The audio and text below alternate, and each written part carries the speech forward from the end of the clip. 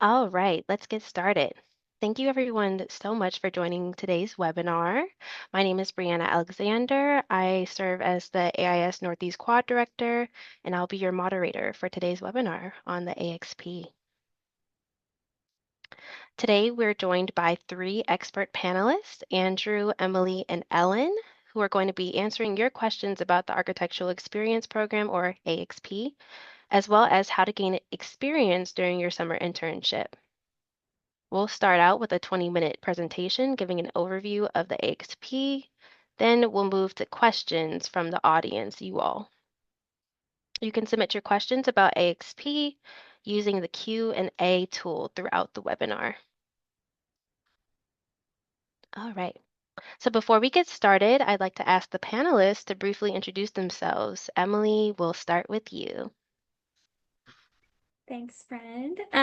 So happy to be here tonight. My name is Emily Anderson. I'm licensed to practice architecture in Florida, and I work for NCARB, National Council of Architectural Registration Boards, as the outreach manager. And so I am out talking to a lot of you about what your next steps are, what you need to do to get licensed, interviewing, lots of different things. And then I'm also making sure that you, as an AIS chapter, have a licensing advisor appointed.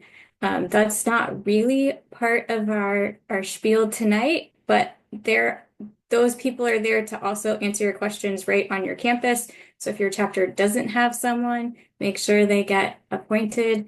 And, there's usually some travel funds thrown in for some of our training, which is coming up in July. So make sure you have someone in that spot. Sorry, I deviated from my intro.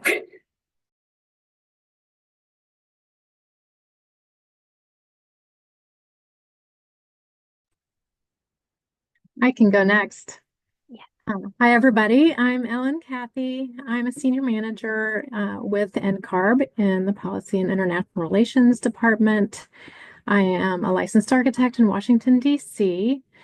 Before I came to NCARB, I worked for NAB, the National Architectural Accrediting Board, so accrediting all your schools of architecture for about 5 years. I did that, and before that, I worked for the University of Virginia School of Architecture for about 9 years. So I worked directly with students and worked to help them get jobs actually as the career services person. So I am happy to be here and talk to you all tonight. And I'll go next. I'm Andrew Tillman. I'm currently this year's Midwest Quad Director, and I was recently elected to be next year's Secretary Treasurer of the AIS. So looking forward to meeting some of you in the upcoming conferences. But currently, I'm a fifth-year student at University of Wisconsin-Milwaukee. So just about to graduate in a couple weeks here, and part of that I started interning 2 years ago. So I'm here to kind of provide that experience of getting a job while in school and working on doing the AXP ahead of time before graduation. So happy to be here and share all my knowledge that I've gained. Thank you guys so much for those lovely introductions. Just a reminder to you all attendees, remember you can submit your questions about the AXP using the Q&A tool throughout the webinar. And if you have to step out at any point, a recording of this webinar will be available on YouTube. Okay, Emily, I will hand it over to you now.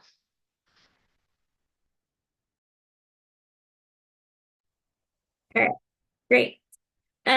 So we're going to be running through the presentation real quick because we want to get to your questions, but we know sometimes, we can answer some of the questions before you even ask them.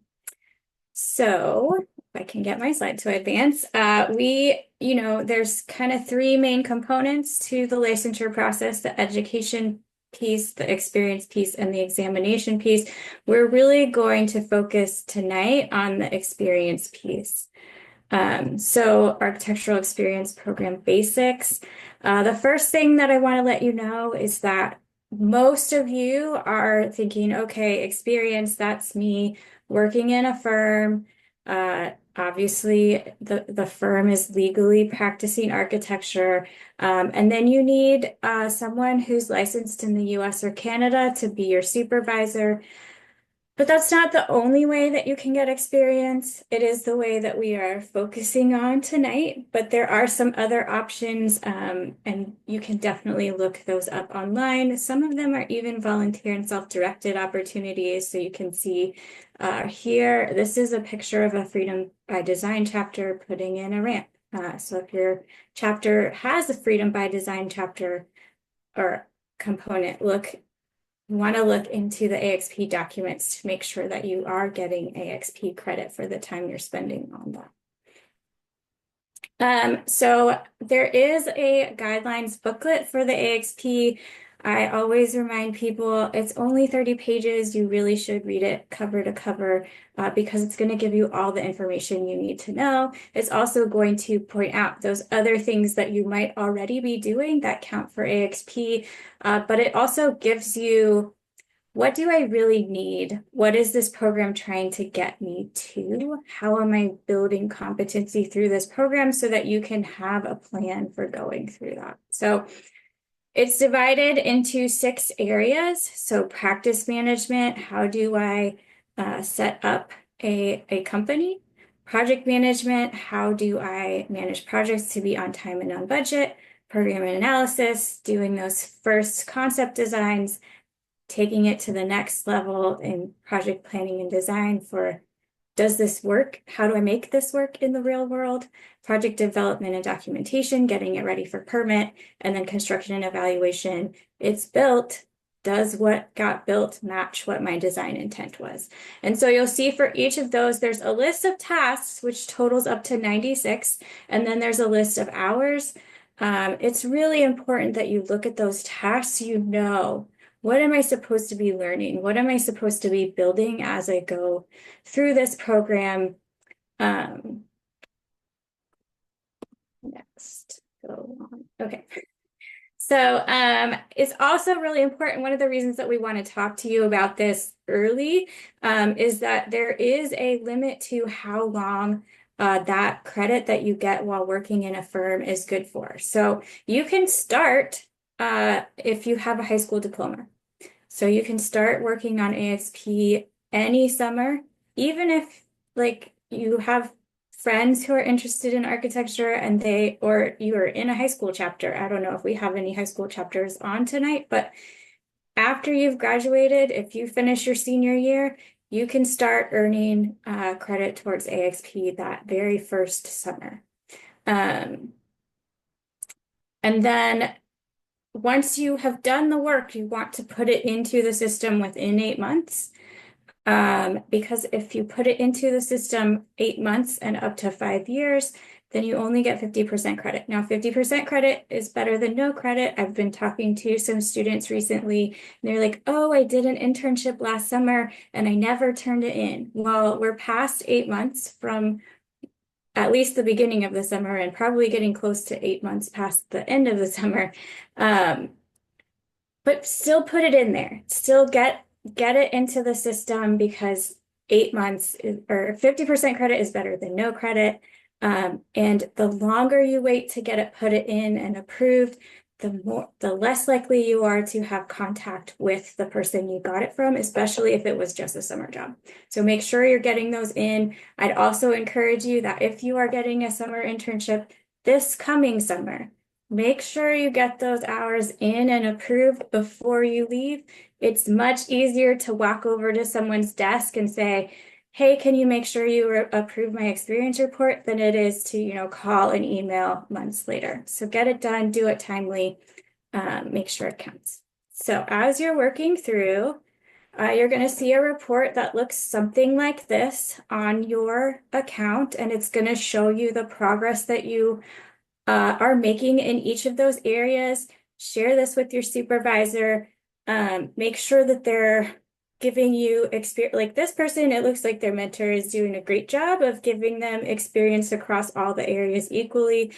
Yours probably won't look this pretty, but that also helps you to say, hey, I need some more project management experience, or I need some more time in construction evaluation so that you can get the breadth of experience that you need. So how can your firm support licensure? One of the the two things that I hear repeatedly, and we have data that backs this up, when people are having difficulty with AXP, the most common challenge is getting the experience in the business areas of AXP. So practice management, project management, construction evaluation. If you are planning ahead and are asking for work in those areas, that can really offset that. The other place I see people struggle, oops, I should have done these in a different order. The other place I see people struggle is connecting to their supervisor. It is a relationship and you need to build it. Oftentimes, when you are feeling that you're not getting the support you need, it's not that your supervisor doesn't want to support you, it's that they don't know how to support you. So there's some really good tools on the NCARB website to help you through that. They can take a course on how to be a good supervisor, what the AXP program looks like now in case it's different from when they went through. And they can also get continuing education credit for taking that course. And then I really like their release this fall in conjunction with between NCARB and NOMA. There's some guides that are there to help you out. One is a self-advocacy guide for you, and one is a guide for firms to show how can I be most supportive of people going through the process. So all those are on that supervisor resources page there. And then I always encourage you when you are interviewing, ask these kinds of questions. How are you getting support for licensure as you go through the process? Sometimes people tell me, Emily, these questions are really forward. I don't want to turn an interviewer off by asking these questions. But when you ask these questions, it shows that you are ready to invest in yourself. You are ready to do the hard work. You've already done your homework and know what's coming in your career down the road. And that gives them a sense of knowing, okay, this is a person that we really can invest in, and they're going to gobble that up and grow. So yes, ask these questions, get the help. Last thing I'll say for firms, we're not talking about the ARE tonight, the examination, but it is something, again, that you can ask in interviewing. Do you have people going through the exams right now? When I get ready to do that, will there be support for me? What kind of support? Is there a study group at the firm? Do you send people to a local study group that's outside of the firm? Do you give financial resources? Do you help with study materials? Do you have a library? Those are all really great questions to ask in your interview as well. Again, showing that you've done your homework, you know what's coming, and you're ready to invest in yourself. So with that, I am going to turn it over to Ellen to talk about a really exciting study that we did recently about making sure that you are prepared to get a job.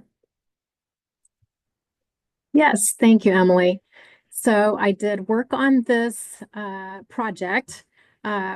We first formed a committee of practitioners and educators, and we really wanted to find out what supervisors and first-time employees thought were important skills, knowledge, and abilities to have when you're just starting out trying to get a job in the architecture field. So our goal, one of our goals, but the one I'm talking about tonight, was to identify those KSAs, knowledge, skills, and abilities, for an entry-level employee in architecture firm. And the way that we defined entry-level employee was somebody who had been in the field 12 months or less. So just starting out.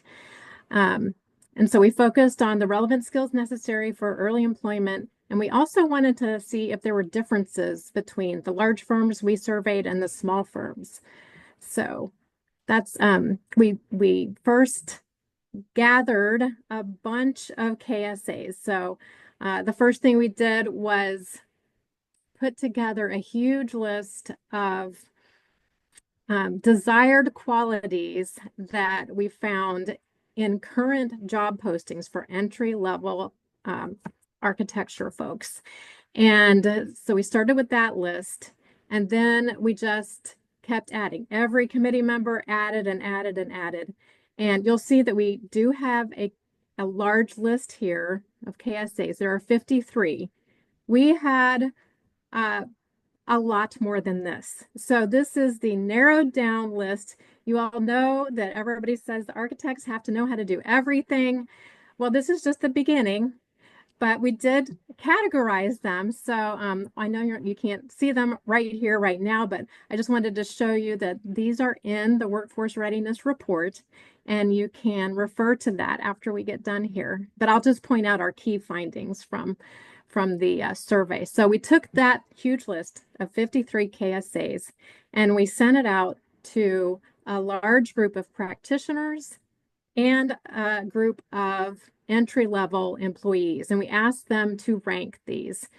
So we wanted to see how important they were, how relevant they were to what they, worked on every day.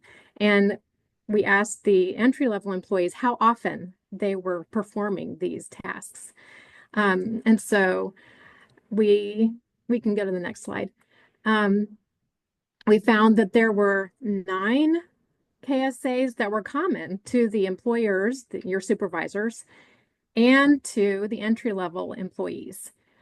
So if you really want to concentrate on what firms think are most important, and also those who are actually in the job doing the job, look at these.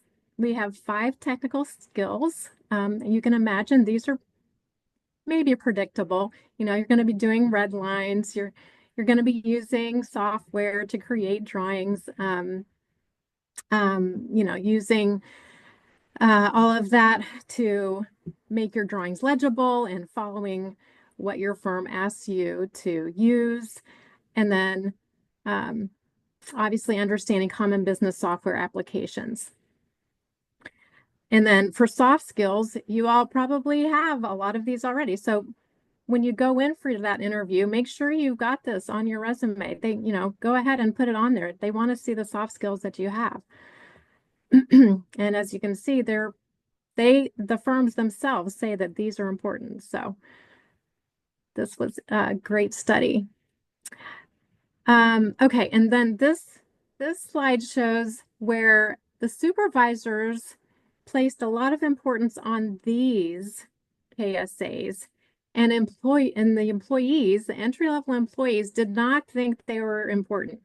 So I would concentrate on these as well, because if you can show that you've got some of these skills or that you're interested in learning these skills, firms definitely think that these are very significant and qualities that are desired. So if you know how to do any of these, if you have some experience in them, go ahead and put that on your resume and talk about it. But these are things that you may not have suspected that they would be looking for. Then we took a look at the large firms versus the small firms responses. And those the importance to each side was very different. There was no overlap in the top qualities, the top KSAs. Large firms valued the technical skills. You could see that they, mainly had ranked the use of software and drawing and picking up red lines and that sort of thing. And then the small firms list was much larger. They really wanted to see that you had the ability to put your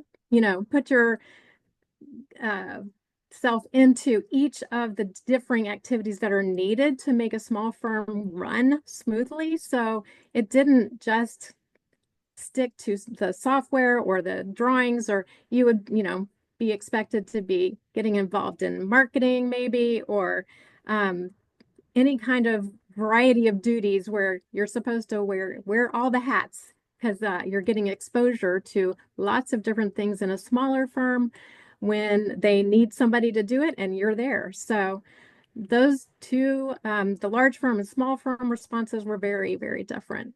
And those are included in the report, and you can take a look at those as well. And we've got the link to the workforce readiness report here. You can take a look at that. I think it's really interesting. Definitely, you'll want to take a look at the KSAs, and you can even use those, like as they're written, as in your resume, talk about them. So we were pretty pleased with the results that we found. I think that is it for our presentation.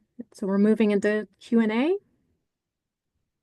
Yes, thank you so much, Ellen and Emily. We are moving right into our Q&A. So again, just a reminder, if you guys have any questions at any point, please use the Q&A feature to jot down any questions you might have. But for now, we'll go ahead and get started. Um, I want to say, let's see. I think I want to go ahead and start with Ellen. I know you just spoke, but how do I or you all as attendees work with my AXP advisor to ensure I get experience in all areas? Well, okay, as Emily pointed out, you'll want to, first of all, in the interview, talk about what your licensure goals are so that they already know that that is your goal. You're on the path to licensure. Shouldn't be a surprise to them. If you do find that you're not getting experience in certain areas, you need to, don't be shy, show them your experience report and say, I really need some hours over here. I need some experience here. I need to become competent in this area. And, if you have that, and you should also be meeting with them pretty regularly. But you're going to have to speak up and don't expect that they will know. Because they're obviously involved in many different things and you have to be your own advocate. Um, yeah, I wouldn't be shy. Uh, if you're in a larger firm, sometimes it is more difficult to get those varied experiences. You do need to ask. I have seen on, not very many occasions, but sometimes, if you've done your research and you've expressed your desires in that interview, then you'll know if you're in a firm with a supervisor who is there to mentor you and help you move along the path. So, does that answer your question? Perfectly. Thank you so That's much. I actually have a follow-up question for Ellen, you or Mhm. Emily. Either one of you guys can answer this, but a question from the Q&A. Um, this person asked, do I have to get AXP experience hours in the state that I want to be licensed in?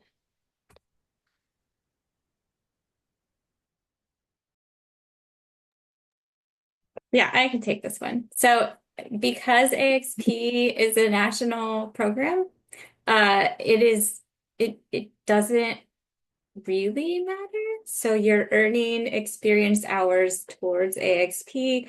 And then when you are marked as AXP complete, that is going to be what is reported to the state. Now you do want to check our licensing requirements tool because there are some states that have additional requirements to the kind of experience you need, or if you, depending on what kind of education degree you have, you might have to do experience beyond AXP. Some states have what's called a duration requirement. So if you magically had the exact kind of experience to fit in all of the 6 areas exactly when you planned it, and you finished AXP in under 3 years.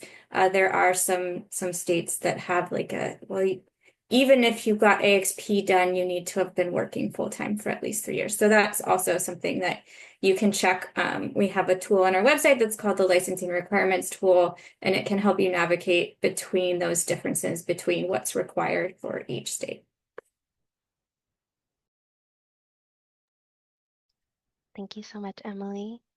We have another question, and someone has asked, and Andrew, you could go ahead and answer this if you can. So this person is a recent graduate, and an NCARB licensure candidate. How do they find an AXP supervisor? And follow up to that, and do you know or have tips, or sorry, not know, do you have tips on finding work in this job market? Yeah, great question. Thank you. So I think for me, when I first entered my firm, obviously I started asking the questions that Emily shared in the presentation before. So they had the idea that I was going to be wanting to pursue licensure. So that was something they were looking for because they are looking for a more long-term, younger employee ad because we're a little bit smaller firm. So when I first got there, they knew that I was interested in that, and then they set me up with a mentor within the firm. So that mentor was there mainly to help me get acclimated to the firm and understand how we're doing the day to day because it's very different than school. But when I got set up with that person, I asked him if he could be my AXP supervisor. And since I was doing direct work with him, it worked out really well because he was really able to say, okay, this task that I'm giving you would fall under this category. So when I was first starting and I had no idea what category was what, that was really helpful. And we had a meeting that we had on our calendars every week, normally like Friday mornings, to meet at the very beginning to go through like, okay, what'd you do this week? Where does this fall? And he helped me basically enter those things in for the first month or so. And now we meet about every other month because it doesn't need to be as regular once you have an idea of where to be putting your hours. And then I think to go on the second part of the question of how to find job opportunities in this market, I think it's really good to attend your chapter's firm tours, or even just reach out to shadow a firm. Maybe the firm's not hiring right now, but reaching out to shadow and just get your foot in the door, meet some employees, to ask some of those questions to see if it's a fit for you to get AXP hours. So if you're nervous to ask the questions that Emily shared in an interview, it might be best to go to a job shadow, and you'll most likely be paired up with like a younger employee, and kind of be able to ask those questions more freely if you're there just to shadow. Yeah, I think just whatever you can do to get out into a firm and meet some people is always best because everyone's applying online. But if you're the one that's there and they know your face and they've met you and they seem like you'll be a good fit, chances are that you're the one that they'll be calling instead of just a random applicant online. So just get in the firms and just keep asking, and someone will bite. So. Amazing advice. We have another question from our Q&A. Um, this one, Emily, if you don't mind responding to, um, they're asking if they're interested or if they're interning outside of the US under a registered AI architect, are they eligible for AXP hours? So most likely, yes. Whether it goes into setting A, like we've been talking about tonight, or setting O that I just kind of hinted at the beginning of my presentation, depends on where their supervisor holds their license.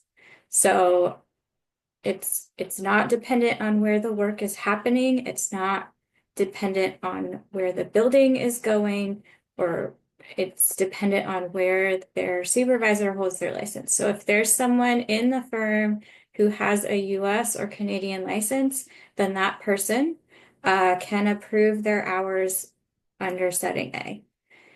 If they are legally practicing architecture, but their license is not from the US or Canada, then it would go into setting O, into a category that we call experience under other licensed professionals. Since it is just one step away. It's still an hour is going to count for an hour, but you're going to be capped out at 1,860 hours is the max that you could get with someone who's licensed outside of the US.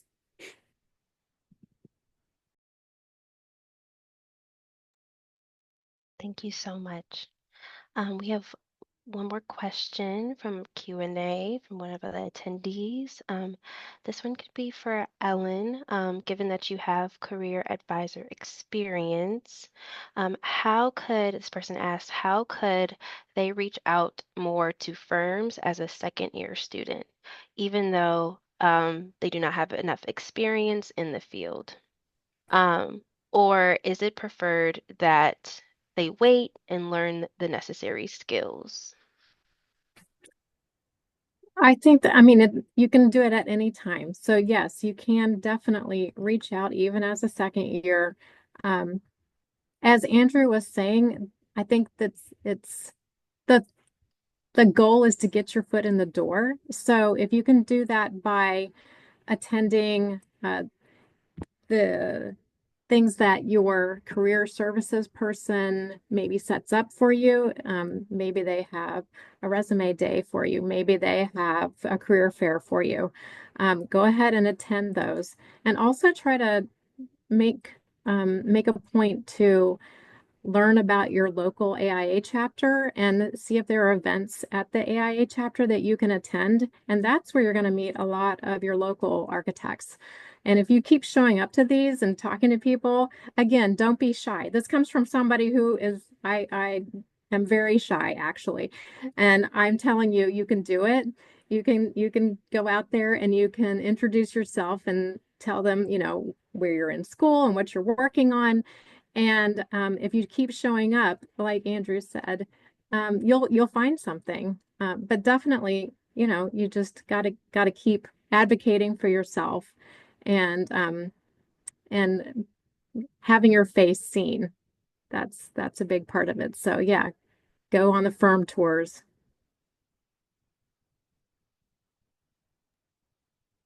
Thank you so much, Ellen. And take a look Uh, at I'm sorry, take a look at there you the go. report and you can see what they're looking for. They're looking for Revit. Do you know Revit? You can, definitely work in that realm as a second year. I'll also add on to that as a second year um, or any level, but second level is a really, really great year to do this to help with architecture summer camps. See if your local NOMA is doing a project pipeline and get involved with that. If your local AIA chapter does some kind of architecture camp, if there's a hip hop architecture or Black architects in the making or any of those in your area, get involved and help the next group of kids understand that, oh, architecture is out there and it's a thing that I can do.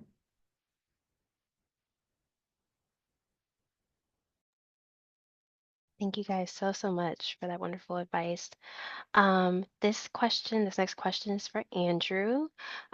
What does, Tindy ask, what do they do if they are not senior enough to work on an area of AXP? For example, signing contract documents, and any one of you guys can answer this question as well. Yeah, I can start off because I actually just experienced this not too long ago. We're in the midst of getting some new projects, and I knew that I really needed to kind of get more hours in the project management and the practice of management. So I just ended up shadowing my boss as he prepared some contracts for a project that I was going to be working on. So I still got like that experience of like seeing the whole process, but I wasn't necessarily the senior one signing it at the end of the day, but I helped him prepare it and worked along with him in a shadow form to get that experience. So I think that's like the greatest way to do it is just shadow someone in your firm that's doing it. If there's time and you're able to do that, that's was the best way for me to do it.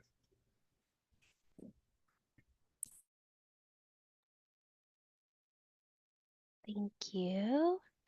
Um, We actually have another question from the audience, and this one is specifically for Emily. Um, can an engineer sign my hours, is what was asked. Oh, so I actually worked for a structural engineer for a long time. Again, it falls into again because it's kind of one step away from architecture in an architecture office in the US. Um, that they can sign off if you are doing things that are aligned with those 96 tasks of the AXP, but you are going to again be capped at 1,860 hours. If you are doing some work for an engineer and some work for somebody who is licensed outside of the US, those are going in the same bucket. So again, those will all add up to 1,860 hours. An hour is an hour, but then it's going to be cut off at that point, and you will need to have some experience in an office, in an architecture office with an architect.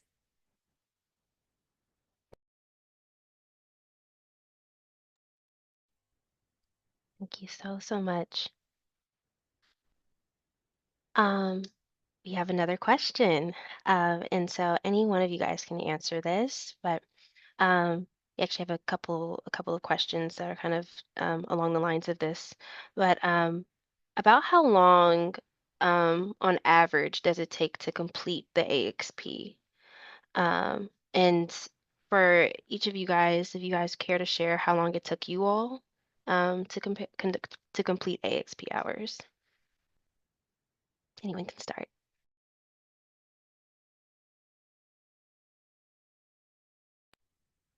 We used to have a slide on this, and I I don't remember it off the top of my head.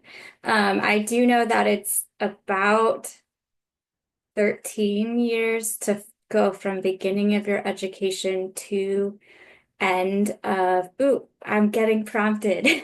Um, so it is approximately 4.8 to 4.9 years to complete AXP. So 13 is from start of your education to end of exams. Um, and so there's usually some overlap between the three areas, but not always. And I can answer how long did it take me to complete AXP? Um, longer than 4.8 to 4.9 years. I think it took me, let's see,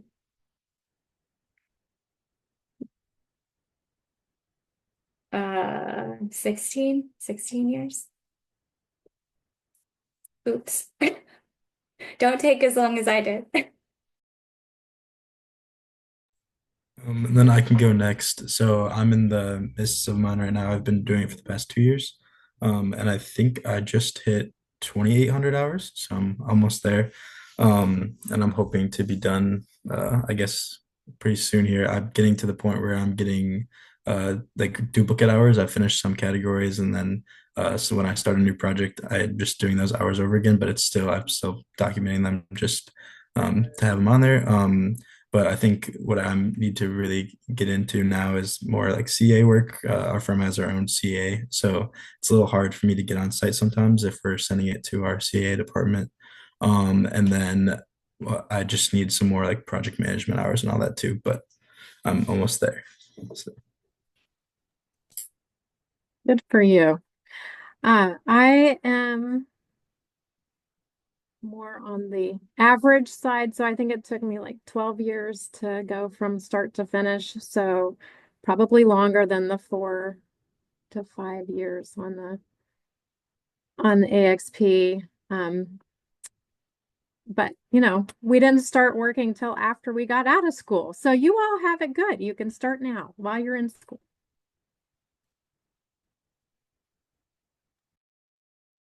Thank you guys so much.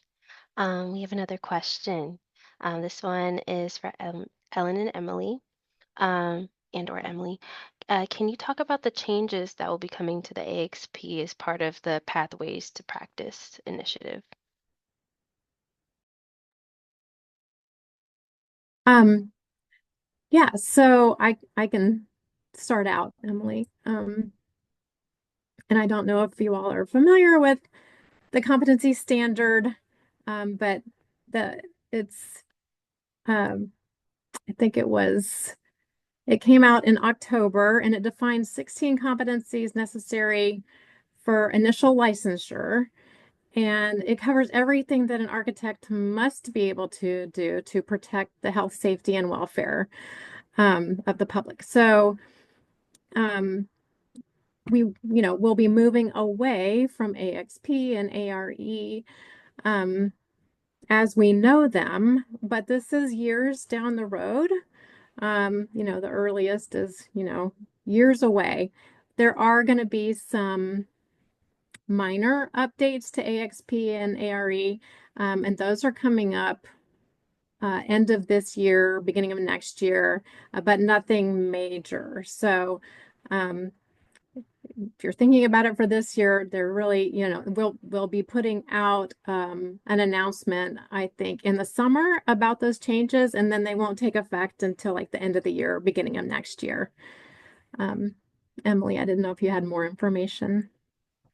I, I I think you hit most of it. The only thing that I always encourage people is that, yes, there are changes coming, but keep going. Don't freak out and be like, well, I'm going to wait until the changes happen. Keep moving, keep going. You're not going to go backwards. Anything that's already logged when the changes happen is going to still count. So keep going, keep moving forward. The structure and the categories aren't changes. There may be some adjustments to how the tasks are worded, or maybe a task might move to a different category if it seems like it more closely aligns to health, safety, and welfare in a different category.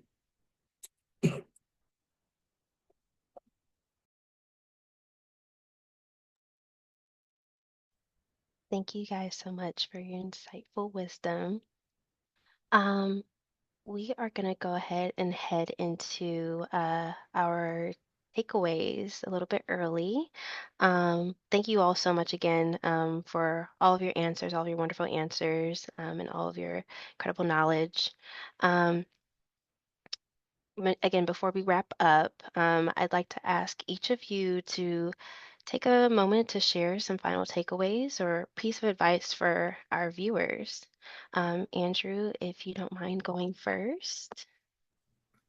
Yeah, so I think going back to the first question, really get out there and get into firms, I think is the my key takeaway. That's something that I started doing my second year, third year, going to the firm tours and getting familiar. I did a couple externships if your school offers that to have spend a week shadowing in a firm, and going to AIA events. What Ellen said, just I just want to second kind of getting out there and getting the experience that way by getting out there to experience meeting professionals to hopefully land a job where you can start logging your XP.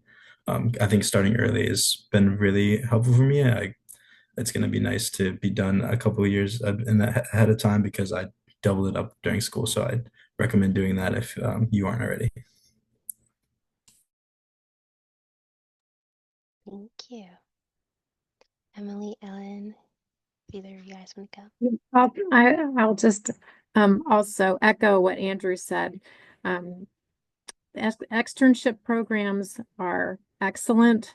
Even if it's a very short time, you get your foot in the door, like he said, and then a lot of times, because UVA has a huge externship program that's not just for the School of Architecture, but for the university. So check out what career services for your university offers as well, not just within your school, but the university-wide career services office. And also, don't be shy.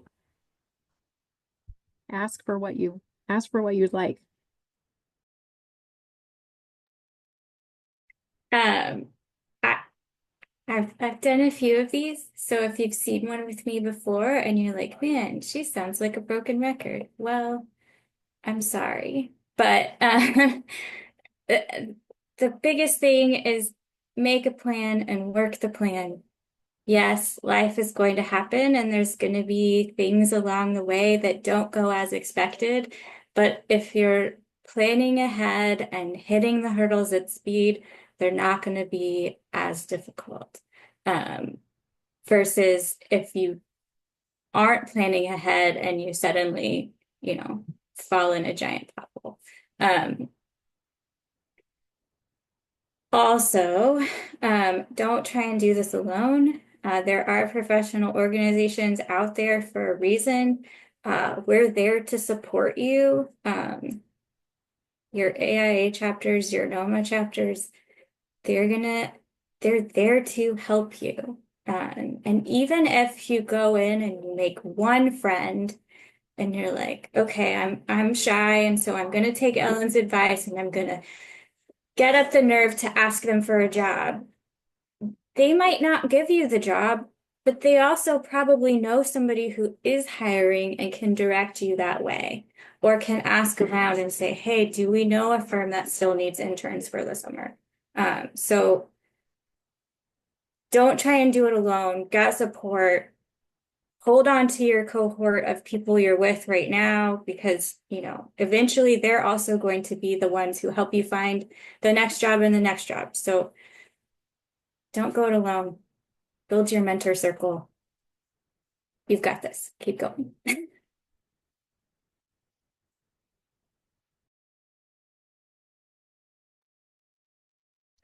Amazing. Thank you guys so much for those incredible tips. All right. Well, that brings us to the end of our webinar today. Thank you again to our panelists for sharing your expertise, and thank you to our viewers, you all, for attending. Again, if you couldn't see the entire webinar, you'll be able to watch a recording of it later on the AIS and NCARB's YouTube channels. Again, we're so glad that you were able to join us, and have a great rest of your day or night. Thank you guys.